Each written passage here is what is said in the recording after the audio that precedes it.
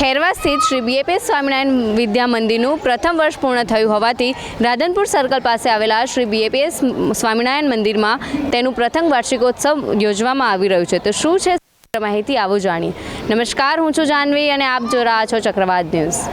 ભગવાન શ્રી સ્વામિનારાયણ અને પ્રગટ ગુરુહરિ મહંત સ્વામી મહારાજની પ્રેરણા અને આશીર્વાદથી કાર્યરત બીએપીએસ સ્વામિનારાયણ વિદ્યા મંદિર ખેરવા મહેસાણા દ્વારા શ્રેષ્ઠમ શિક્ષણમ ઉજ્જવલો ભવિષ્ય એવા મધ્યવર્તી વિચાર સાથે પ્રથમ વાર્ષિકોત્સવનું દિવ્યતા અને ભવ્યતાપૂર્વક આજ રોજ તારીખ 9 માર્ચ 2025 અને રવિવારના રોજ આયોજન થયું હતું, જેમાં વિદ્યા મંદિરના વ્યવસ્થાપક સંત પૂજ્ય આદર્શ સ્વરૂપ સ્વામીએ વર્તમાન સંજોગોમાં સંસ્કારયુક્ત શિક્ષણની આવશ્યકતા અને તેમાં વિદ્યા મંદિરની ભૂમિકા વિશે દરેકને માહિતગાર કર્યા. વાર્ષિકોત્સવના મુખ્ય આકર્ષણ સમાન શાળાના વિદ્યાર્થીઓ દ્વારા શિક્ષણ અને સંસ્કારલક્ષી વિવિધ પ્રેરક કાર્યક્રમોની રોચક અને રસપ્રદ રજૂઆત પૂજ્ય સંતો, આમંત્રિત મહેમાનો, હરિભક્તો અને વાલીશ્રીઓ સમક્ષ કરવામાં આવી.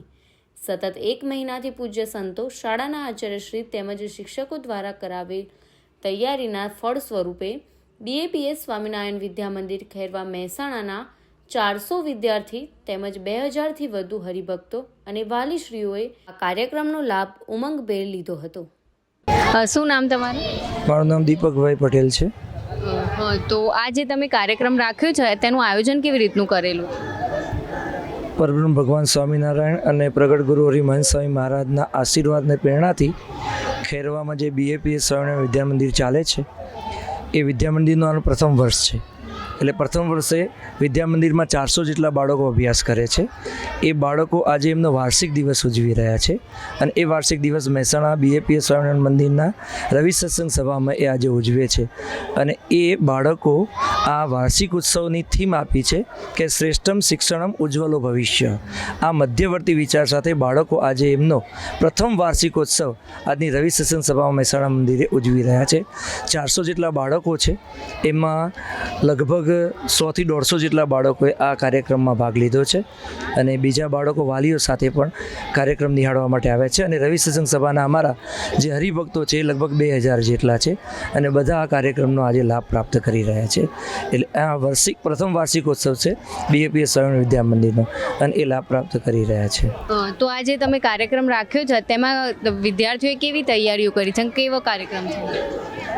આજના શિક્ષણની માંગ છે કે સંસ્કારયુક્ત શિક્ષણ, અને એ દરેક વાલી ઈચ્છે છે કે પોતાનું બાળક સંસ્કારયુક્ત શિક્ષણ પ્રાપ્ત કરે અને એ બીએપીએસ સ્વામિનારાયણ વિદ્યા મંદિર ખેરવા ખાતે આ વિદ્યાર્થીઓ પ્રાપ્ત કરી રહ્યા છે. એટલે શિસ્ત, સંસ્કાર, સંયમ, સેવા અને એની સાથે શિક્ષણ છે.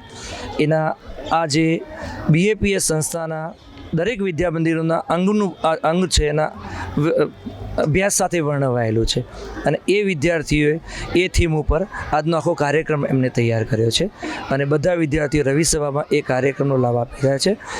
વિદ્યા મંદિર પ્રવૃત્તિમાં જે સંત દેખરેખ રાખી રહ્યા છે એવા અમારા મહેસાણા સત્સંગ મંડળના સંત નિર્દેશક પૂજ્ય આદર્શ સ્વરૂપ સ્વામી, એમની માર્ગદર્શન અને એમના આયોજન હેઠળ આખો કાર્યક્રમ છે એ બાળકો આજે રવિ સત્સંગ સભામાં ઉજવી રહ્યા છે અને બધાને એનો લાભ આજે પ્રાપ્ત થઈ રહ્યો છે.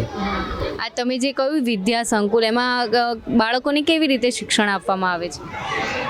ખેરવા બીએપીએસ સ્વામિનારાયણ વિદ્યા મંદિર ખેરવા છે 12 એકરમાં ફેલાયેલું આખું સંકુલ છે.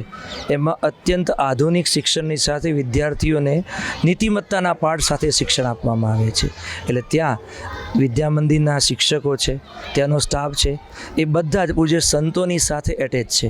અને આપણું જે વૈદિક સંસ્કૃતિનું જે શિક્ષણ હતું એ શિક્ષણ જેમાં નીતિમત્તાના મૂલ્યોનું ખૂબ મહત્ત્વ હતું, એટલે એ નીતિમત્તાના મૂલ્યો સાથે બાળકોને શિક્ષણ આપવામાં આવી રહ્યું છે. અને એના સાથે બાળકોનું એવું ઘડતર થયું છે કે આવતીકાલનું જે ભવિષ્ય આ બાળકો છે એ સંસ્કારયુક્ત અને નીતિમત્તાયુક્ત બાળકો એ ભણશે અને એમનું છે એ શિક્ષણ છે એનાથી સમાજને પણ લાભ થશે, દેશને પણ લાભ થશે. એટલે આવા વિદ્યા સંકુલો છે એ બાળકોના ભણતર, શિક્ષણ સાથે ઘડતરનું પણ કાર્ય કરે છે અને એ કાર્ય એ આજે આપણને આ વાર્ષિકોત્સવમાં બાળકો દ્વારા દેખાઈ રહ્યું છે.